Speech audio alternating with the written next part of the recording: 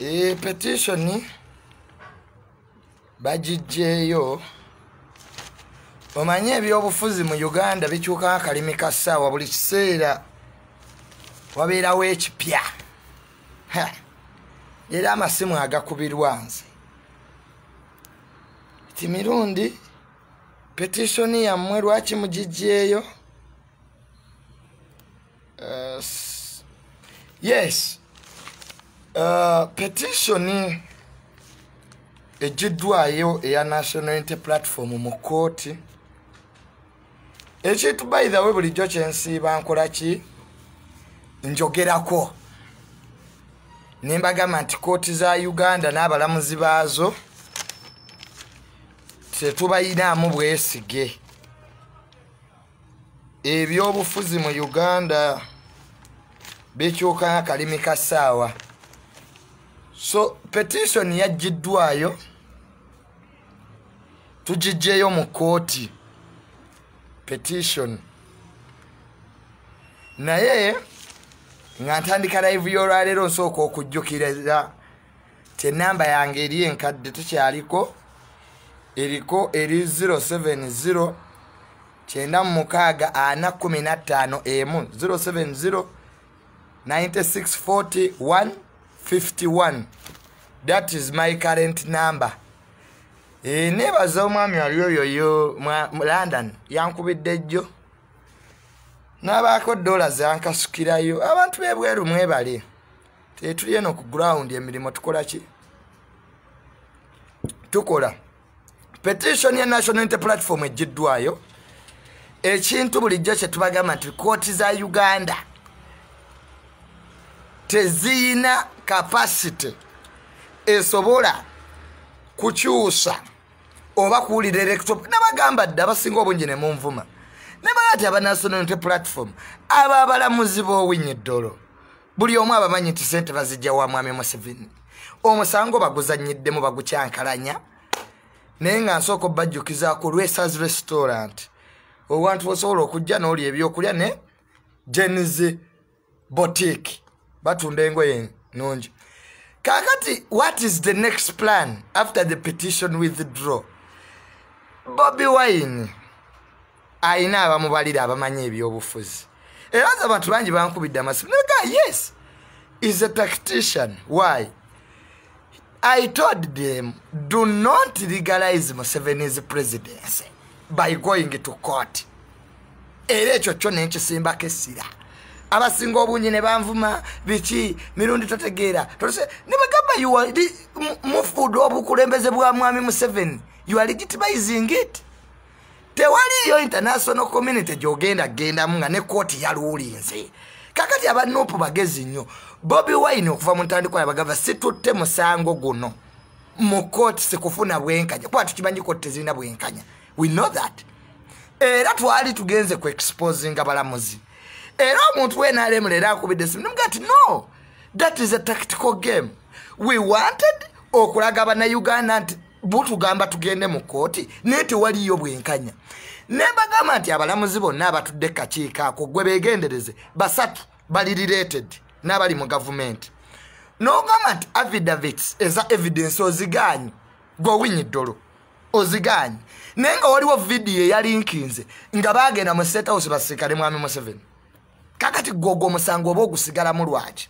because Bobi Wine wanted to expose court era tusigaze nga tewali muntu agamba nti mwandikoze kino and one thing that abantu kye batamanyi Museveni is fighting whites alwanagana n'abazungu ekyo buli omu akimanyi nti President Museveni leero olupapula lwabwe ani ono New Vision lukubye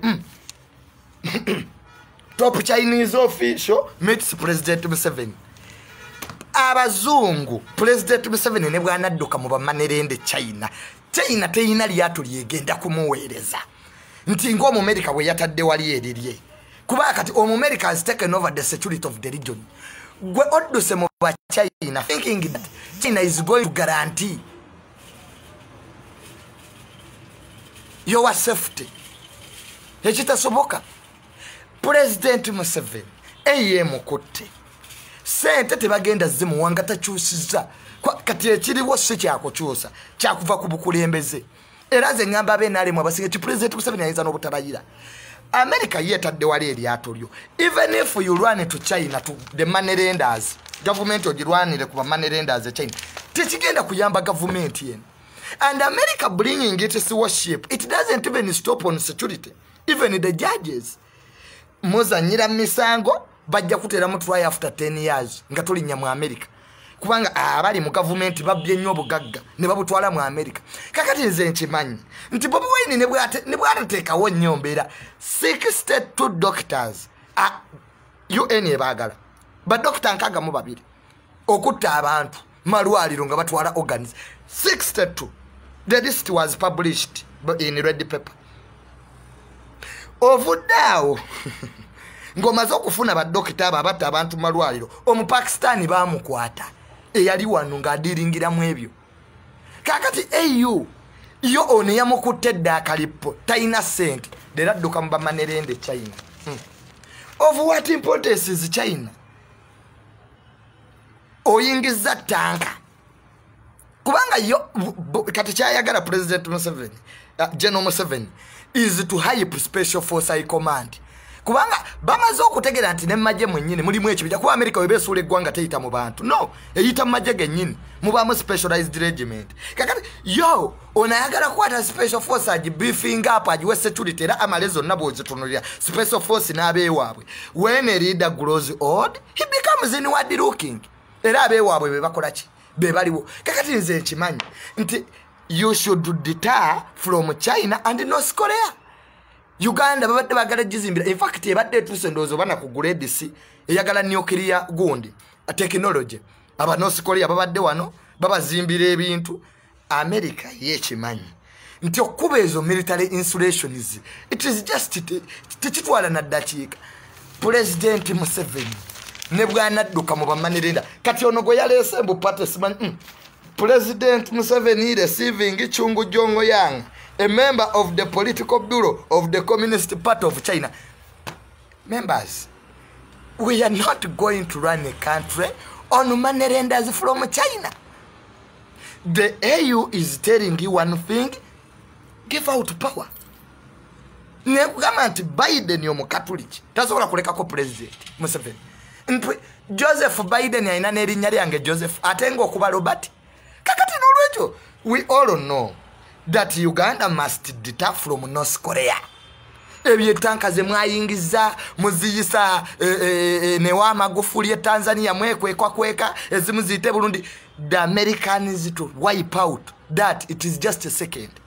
So n'olwekyo nze nkimanyi AU ebeba sibye sente bajja kudduka mu bamanende China but China will not guarantee your presidency because yali erwanirira eno North Korea bajigobe Namibia recently ngere yagala kuzimba because North Korea bajiteka kembago kati enonya sero mu Africa weyinza okuteeka ebyokulwanisa byaye bitunde mangu. That's why North Korea America je bagale ve mu Uganda. You should deter from North Korea. America je bakimye era President Museveni ne bwana aleta tanka daleta mbugana amajega Uganda gasobola okulwanisa America air superiority ku America ye wamba bwengula ne kuba military installations kasitaba kuba nakasongola amasasi ge gava ngodda ku level y'abantu atoka kuba ne gagwamu obona agakolera kasitaba kuba eno mechanized ye Masaka infantry tanka jeziri ngowedde. So the security of the region is fundamental to this government. Nabino byonna byadduka munze namulabye President Museveni atidde abazungu bamugamba twagala ove ku bukulembeze kakati Bobi Wine okujjayo omusango it is a tactician mu byobufuzi tukira fe bannabyabufuzi tugabaningibwa principle 3 esooka 49 laws of power oli Bobi Wine kati zaaliko 1 if you see your enemy has infiltrated all institutions come back to the people.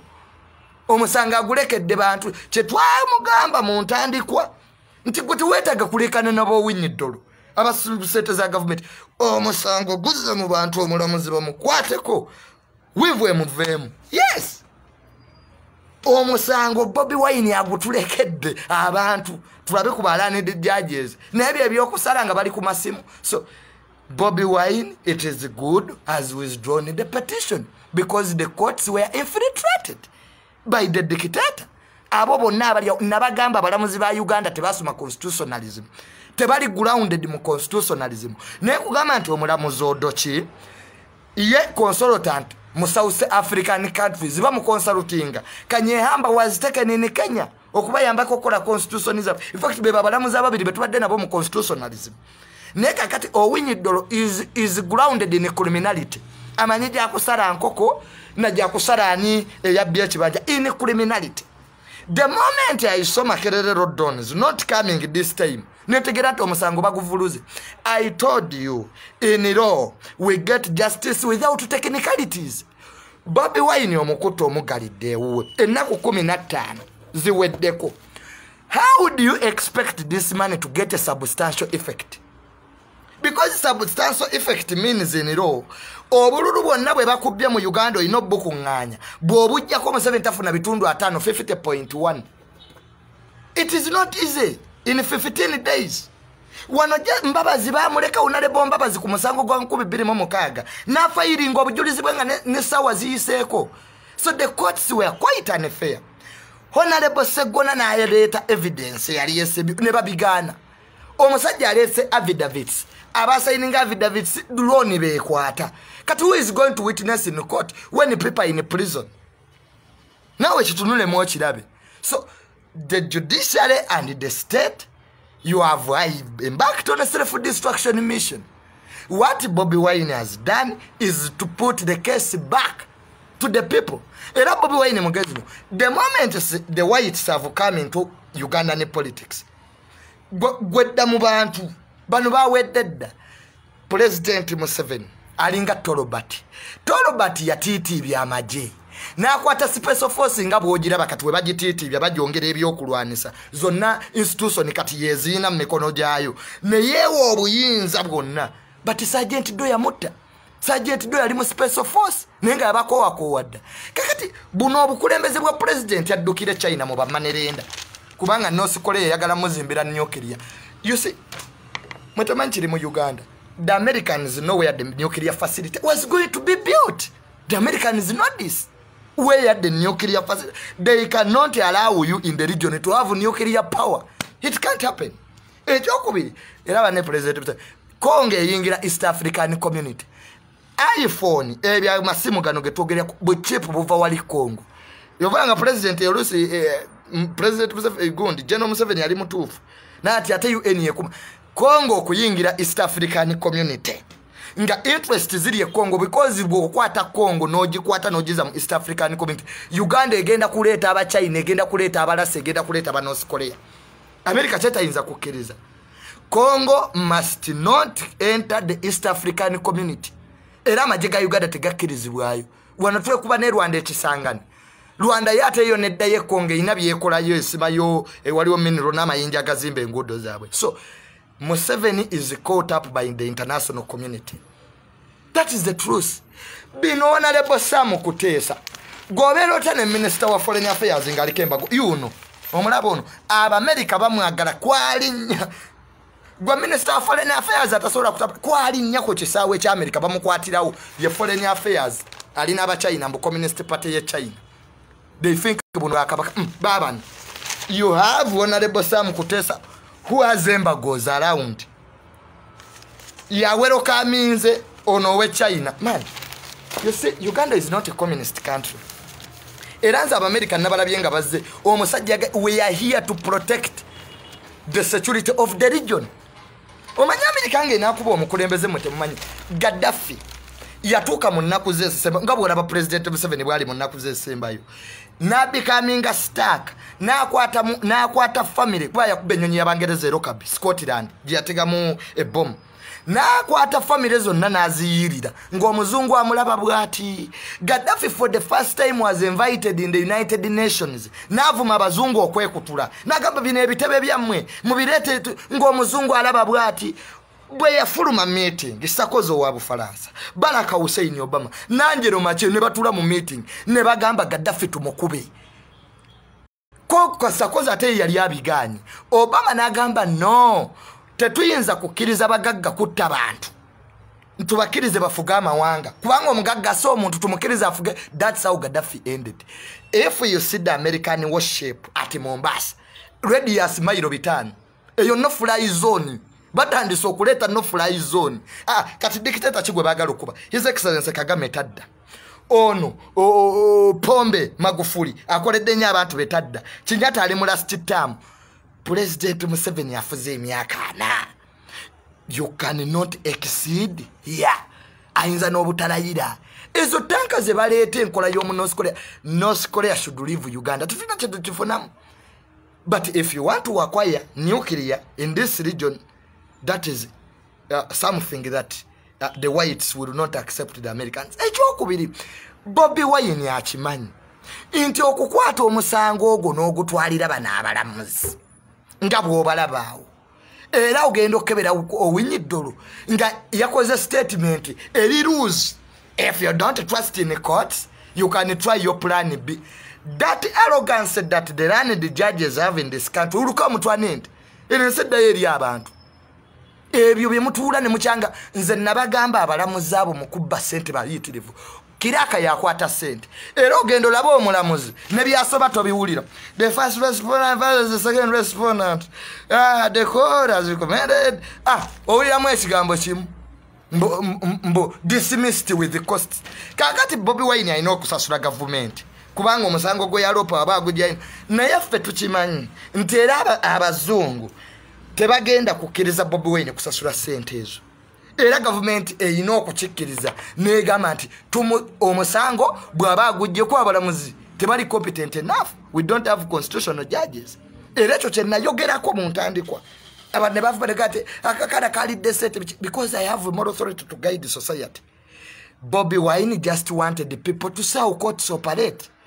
Nga omusango ogwo tetunagutika mwami Museveni ya meeting abalamuzi kwa ikoti n'enkuba n'emukuba n'abasuubiza okubawa ssente n'abasuubiza okubongeza amamotoka n'abasuubiza buli kimu n'abagamba this is the time judiciary weyina okukwata ku kittafo ky'eggwanga kubanga alina omusango. So for us we know Bobi Wine yabadde mutuufu okujjayo omusango ogwo petition eyo na kooti ne zidda mu bantu kubanga kooti zonna it is corruption. Naye nga beerabidde nti America ina wano abattanga abantu malwaliro baali bamanyi nti bagenda bafuna. Really Museveni bw'anaava mu gavumenti ye mwami Museveni naddako wabbali ne tuteekawo committee of inquiry ajja kwewunya gavumenti gy'abadde afuga nti you have senior people in this government who are wanted by the UN okutta abantu malwaliro nga baddiringira mu organize n'amiini omusiru kale gwe tugaa nti amiini obote tewaaliwo kubba organize abantu bano babikola because of money. Kakati mumaze okubba ssente ne bwona agende China tegenda kuleeta lyato bano bonna obalaba sebo bamuzimbira bwa kabaka obalaba bonna ababedde ba Communist Party China babadde wano mbu NRM efuuke Communist Party ye China ekitasoboka. Bobi Wine cannot even accept the government of national unity. Bino ebyabana Kenya bye bakola era ekyo nakyo simuwa magezi.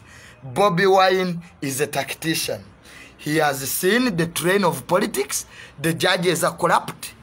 But wobudde butini tufayirinze court abana basigning affidavits babawamba. You cannot continue with that case. Ekyokubiri kyembadde saagala kwogerako olw'okutya drone obuyigirize bwa President Museveni nabo bubuusibwa kubanga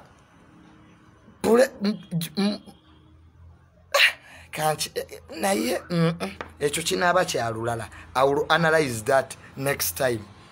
Omanyi nze ndi wano waliwo byenjira nenkola ki nenkyusaamu ninga nti akino kankireete kati kino nja kireeta kati.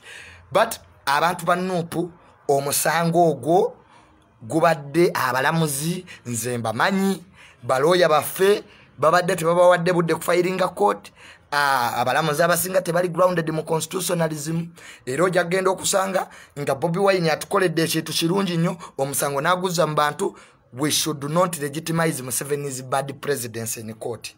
Era nze abalamuzi abo babawe billion 7 okuleeta ogwo omusango nti batandika okuguwuliriza. Yes, they have been eating money to hear those petitions era ogenda okulaba petitions zonna enkadde nga lesha erifo tufiri abalamuzi bana ate bali abasatu baganye balinganga abasooka okwerondamu tikati mwe mukikube ku negative bino bitwakulanga mu debate z'amasomero bwe jangu ng'oli ku positive side fe tubeere ku negative after all government ejja kuwangula. So we should embark on mobilization. The whites are here to help Uganda and the region.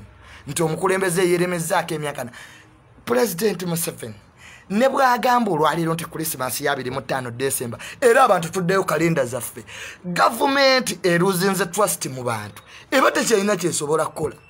Kakati gwe bweweteeka ku North Korea oyingidde politics wa North Korea ffe tujja kubeera wano ng'emizinga military installation ziba zikuba after all emirimu gibadde gy'abaana bamu. Nze olaba taata wange akoledde gavumenti n'abasajja bwe tebayinza tukiinako nti tamale engeri gijja jangu tulabe abasajja bali abokka nedda ke tubakube tubakuba kulya mwekka mulya mwekka temutuwa ssente zammwe obudde bwammwe buweddeyo omuzungu kajja abatwale tewali muntu gwe mugenda kugula wano. Ebyo byonna bye mugenda mugenda kutta abantu tewali muntu mujja kuttayo omuntu ago babakola ekye Sudan. I want to tell you ebyo byokuwamba abantu ebyo mukola nti president naye nakkiriza nti mu ggwanga lyafuga alina ekibinja ekiwamba abantu. President w'eggwanga naga nti abawamba abantu ba muntu nsolo abanyoola ebisakiro nze yabaleeta. Oh my God. Nga kodi you people, if a person has a case in this country, it is the course of law to decide. You can never be a judge. You can never be a prosecutor. You can never be a torturer. You are the three in one. It can't happen. You are the court. You are the prosecutor. You are the judge. Kakati president uganti aine ekibinja. Police tebamanyi. Laba story. Look at this story. Ati buga tamale.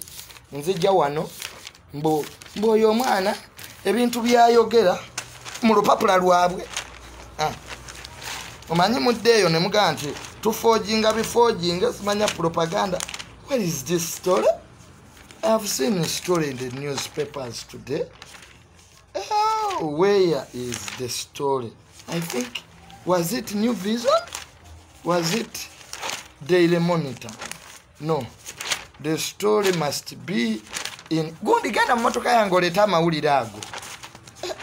Mutukola bubi nammwe okugira story mbadde nginoonya nga UPDF police esaba UPDF list z'abaabuze. It was a story in the news. I think it was New Vision or any of the two. I will let them bring the other newspaper. Nga UPDF police eri mandated in law okwata abantu egamba UPDF bambi mutuwe ku list z'abo be muyina naffe tutunulemu. Boss Omumerika kayingirewo ate omuzungu tasonyiwa nalabye nga atudde ne European delegates. President Museveni ne bwaneekaza America eri mu kuzimba embassy. The moment you see Americans building their embassy, you know waliwo kye beetegekera. I want to tell you, this country we are going for doom. We are clinically failed state.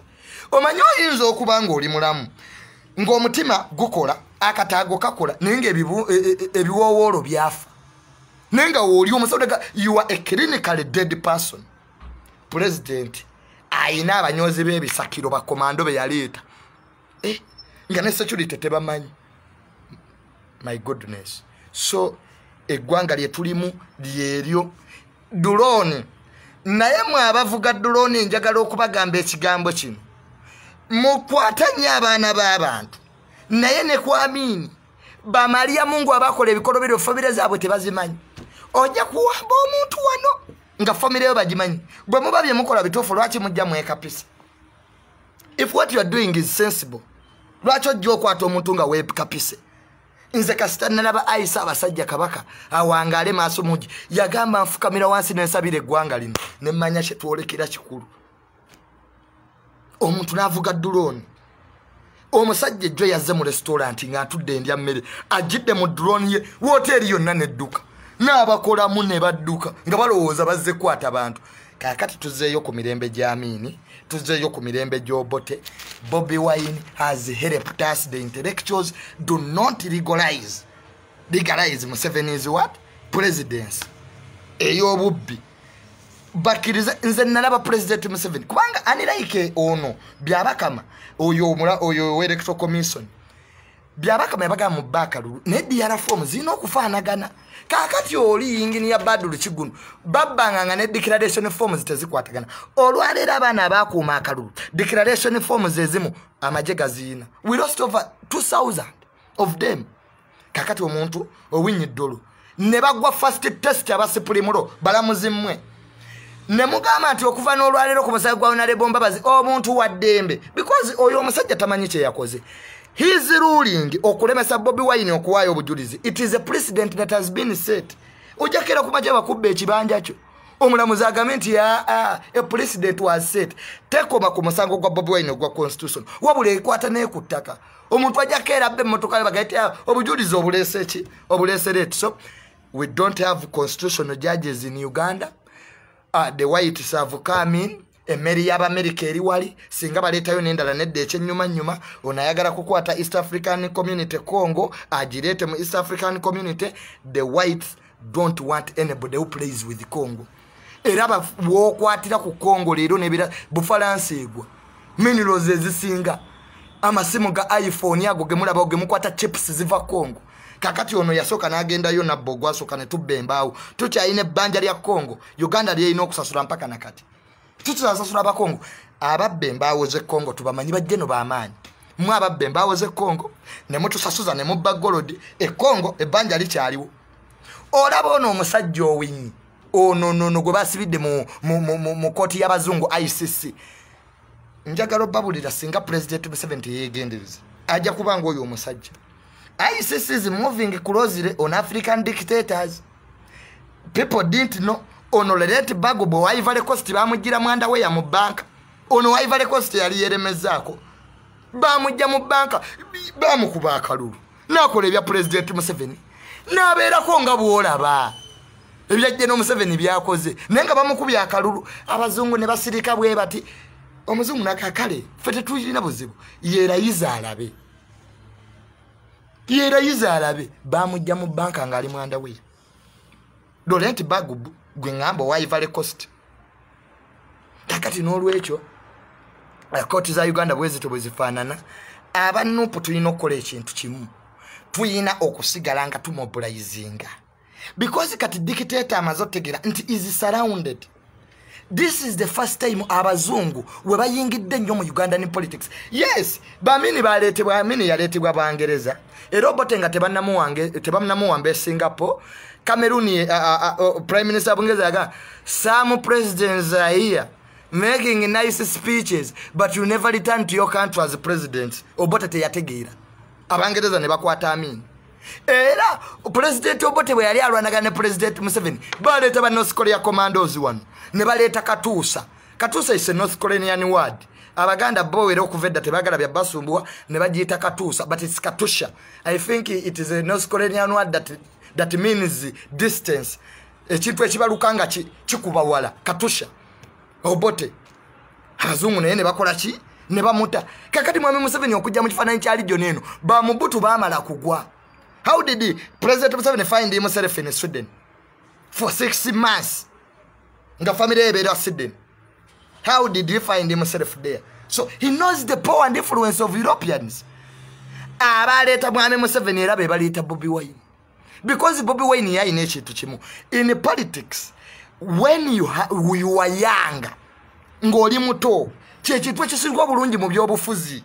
Leero nabagamba nti Musalia Mudavadi, Ruto, Wetangula, Kalonzo Musyoka, Raila Odinga, Ruto kyabasinga koti Ruto yali Shirud, yes, tabadde mu independent family ezo, yali mu kubiwanga toko street, kati abenka n'obugagga, but muto. President Museveni ow'emyaka atamanyi we yazaalibwa. Tamanyi baddayo sibyange tamanyi baddayo bakebere wawe yazaalibwa. Manyi njagala munkwate bulungi. Drone egenda okunkwata naku zino ne recordinga. Nzo okukusabula n'ogenda osabula ebintu. President Museveni afuze emyaka 4. Nga wa myaka 8 kale ke tumuwe 7. Plus 10 years. Agenda kubaawo. Kakati ekiruma abasajja bano buli wotwogera Uganda empya tebagiriimu kyovula banga batuulirako ennugu. Bobi Wine wa myaka 35 ne bw'omuwa emyaka emeka ayina basis ali mu future y'eggwanga. Bano bagenda nosanga operation where securiation yakomyawo ba crime preventers ne bawe billion meka nenga amasomero lero le ba lecturer bekalakasa tebayina sente. No mubuza, is that the ways you are talking about to impose people ba crime preventers? Nga twabana bakumulembe gwa kale kayihula kyebakola okuba okubya abantu ne batabantu. So Bobi Wine still has a future in politics. Kakati mbabazi ne bwene munamuleta ona le bomba bazi kwakati banye gwanga lyalifuga era nze sekere y'abano bannamawulire batukubye nnyo biki mwe bannamawulire ba Uganda. You are double sided.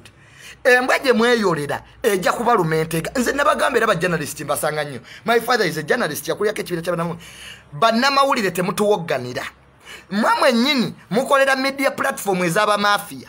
Wano wennyini mu COVID mukama wa avuga benzi gotambuza bigere okuba obulango bwa COVID obwa cheni noyo Dr. Dana ababya sente za COVID ne bazimba apartment. Gwagasobo inako mmeka. Gwagasobo inako mmeka. Neno olaba munnamawulire akutte. Hali mukusoma ebyekibbi. The supplementary budget that was passed by the Minister of omusajja nakubira billboard eya billion wano mu COVID. Nawe munnamawulire n'okikiriza temutulekanira. Bannamawulire temutuwogganira. Mumanyi abamafia mubawandika ko mawulire mwaba kuba stories abwe ez'ekibbi. Mubateeka ko total blackout. Njagala ba media ekole total blackout ku bulango bwa government olabe nebyo nebyekibbi obiraba mawulire. Ogenda okulaba ka story katandika katini. Ulira story. Ulira. There was no loser in 2021 election. Katono wataba mu mafia abachi. Yino.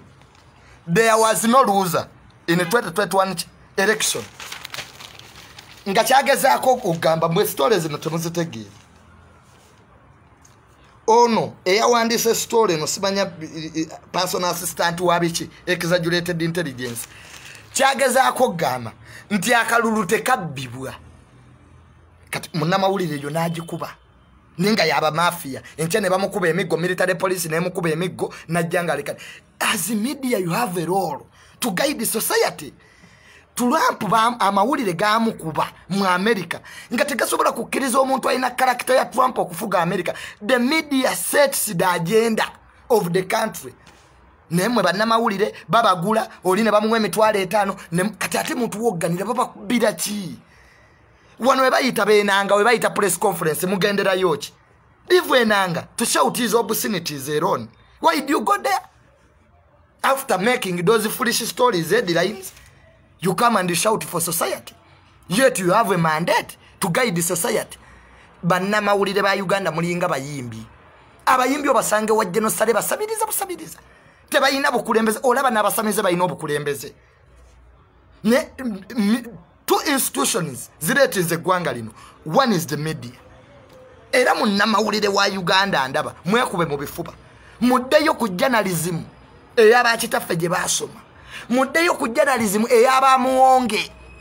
Muddeyo ku gali amawulire eyaba Angel Gabriel, because Angel Gabriel is the first journalist. So media bannamawulire nabalabye nga mulekana naye nga mmwe mwennyini mulya ne ba dictator. Bebe kuru muganda wange nkutumiddeko nnyo. Njagala okubira abantu listi y'abannamawulire abali asete za President Museveni buli lunaku gye bali bano bahandulu mwenda ne bajja ne bateeka bitole mawulire kakati ate we babakuba ne bajja mu media nga batandika okuleekaana. Ba minister babya sete z'omuwomusote mubawandikako. It took the Americans UN okujja wano okwata abatta abantu malwaliro nenga media byonna ebimanyi esirisi. So the media and the musicians, those are failed institutions. Ebungereza babadde balese eddagala lya COVID bayise abayimbi babagezese nekati wano muyimbi kigoyinza okuleeta bonna bagwa babeera mu kusabiriza. Kakati n'abamawulire nammwe mulina okwekuba mu kifuba muddeyo muwandiika amawulire amatuufu. Daily Nation Kenya lwe tupapula olusinga okutunda naye omusajja akukubira story nga tamanyi nti oba ono president oba kiso de ebya petition mbikomezaawo. We should go back to mobilization.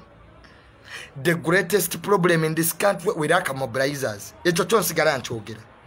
The plan after this petition is to go back to mobilization. Ono alwane n'abazungu be because EU buli kimu ekimanyi European Union. President Museveni sente azijja mu Commonwealth, sente azijja mu bazungu. Absence of the whites, Uganda is a third state. Tuli bankusiire. GDP bakizungu bakimanyi. Abagagga wano tebawa misolo. Ebintu byakuba masimu. Ono wayuwala ekatesu bayafirizanga Uganda billion namba. Olwalero sente yazikutte ali mu parliament agenze kulyandala. Nenga yuwala etebagikoze eki. Tebagikiri yalinze. Ne tubaga mulete digital stamp. Ebintu bya government byonna bikubyeko digital stamp. Ekyo kyakomaawo. Kwaba oleta digital stamp ababbi obakola ki? Public exonerating. Tusinkane ku Lwokusatu.